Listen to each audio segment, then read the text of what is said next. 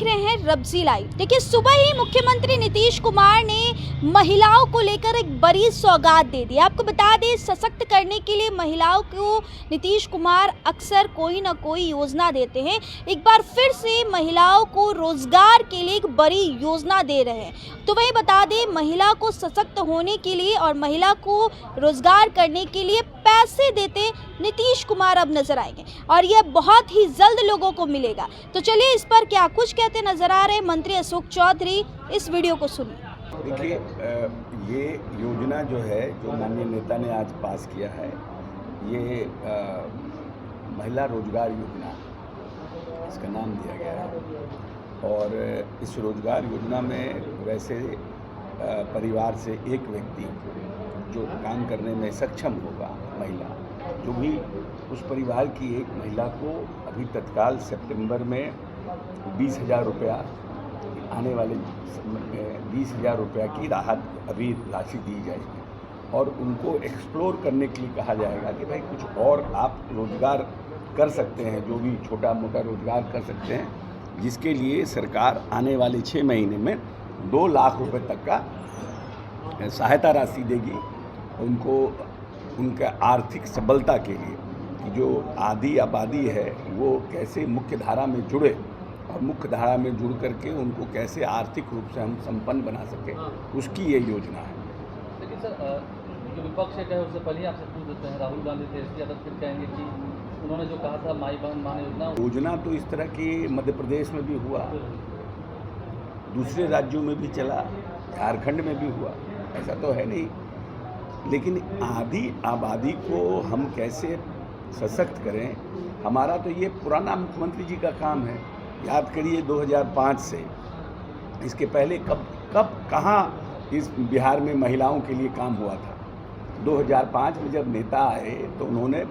World bank से loan लेके, ऋण लेकर के, और जीविका की जो सहायता समूह था उसको ताकत दिया और उसका नाम किया जीविका, जिससे कि जब नीतीश कुमार बिहार में आए थे, मुख्यमंत्री बने थे, तो 46% लोग इसके बाहर थे, गरीबी रेखा के से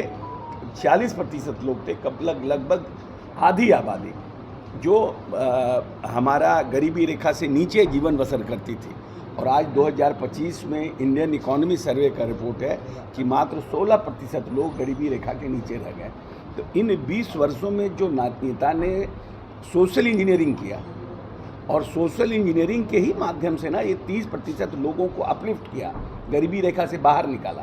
तो अब जो 16% लोग रह गए हैं उनको भी कैसे हम निकालें, और उसके लिए उन्होंने जातीय जब गणना सर्वेक्षण किया तो 94 लाख लोग ऐसे पाए गए,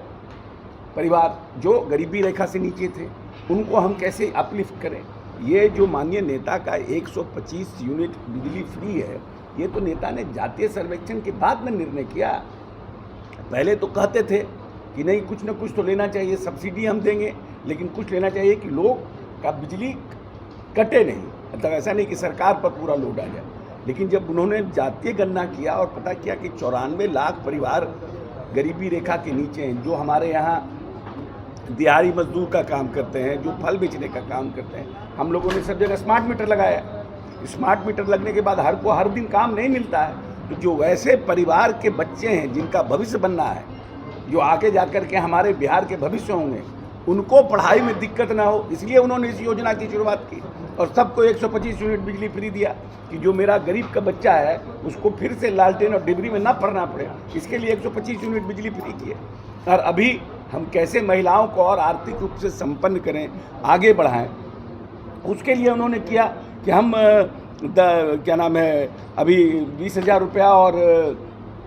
2 लाख रुपया, 20,000 रुपया हर एक परिवार में, एक महिला को 20,000 रुपया देंगे, 10,000 रुपया देंगे, 10,000 रुपया देंगे और 2 लाख रुपया हम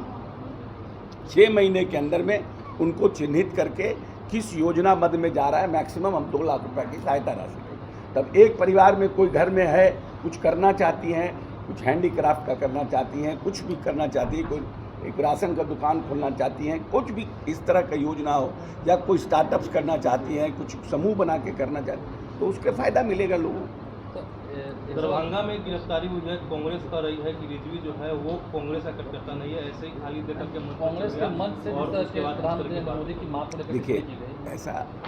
प्रजातंत्र लोकतंत्र में हम विचारधाराओं की किसी के प्रति भी इस तरह की घटिया मानसिकता से बोलना किसी के लिए भी, ये तो देश के प्रधानमंत्री हैं और देश का प्रधानमंत्री किसी एक व्यक्ति या कोई एक समूह के मदद से नहीं होता है, पूरा देश का अधिकतम जनता उनके पक्ष में रहता है, तब आदमी देश का प्रधानमंत्री बनता है। तो इस तरह की भाषा का जितना कड़े शब्दों में निंदा की जाए वो कम है। और हमेशा ये ध्यान रखना चाहिए कि कार्यक्रम अगर ख़त्म हो गया है तो तुरंत माइक ये सब बंद करना चाहिए। कोई भी व्यक्ति आके इस तरह का भाषण करेगा, इस तरह का अपना, अब सोचिए कि लोगों के मन में कितना जहर है कि ऐसी भाषा का प्रयोग तो हम लोग अपने किसी के लिए करते ही नहीं हैं। इस तरह की भाषा का प्रयोग करना, जो गिरफ्तारी हुई है उनके ऊपर केस चलेगा, मुकदमा चलेगा। पटना में भी मारपीट पटना हुई में है, जो आज कांग्रेस- घटना घटी है, एक पार्टी के लोग दूसरे पार्टी कार्यालय में जाके घुस के तोड़ फोड़ किए, उस इसको वक्त- क्या उस करें? वक्त भी मारपीट हुई, ईंट चले, पत्थर चले। किसी भी पॉलिटिकल पार्टी के लोगों का दूसरे पार्टी के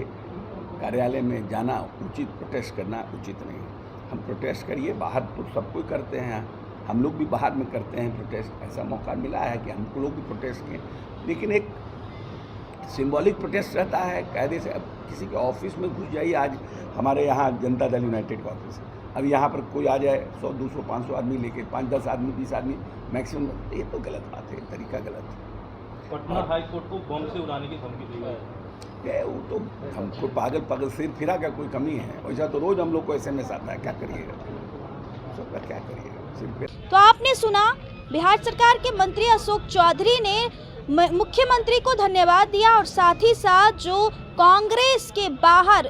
भाजपा के युवाओं के द्वारा आक्रोश देखा गया है और कार्यालय के ऊपर जिस तरीके से लाठियां बरसाई गई है उसके ऊपर भी उन्होंने क्या कुछ कहा है, कमेंट में ज़रूर बताइएगा। और ऐसे ही खबरों से रूबरू होने के लिए देखते रहिए रब्जी लाइव न्यूज़। बहुत बहुत शुक्रिया।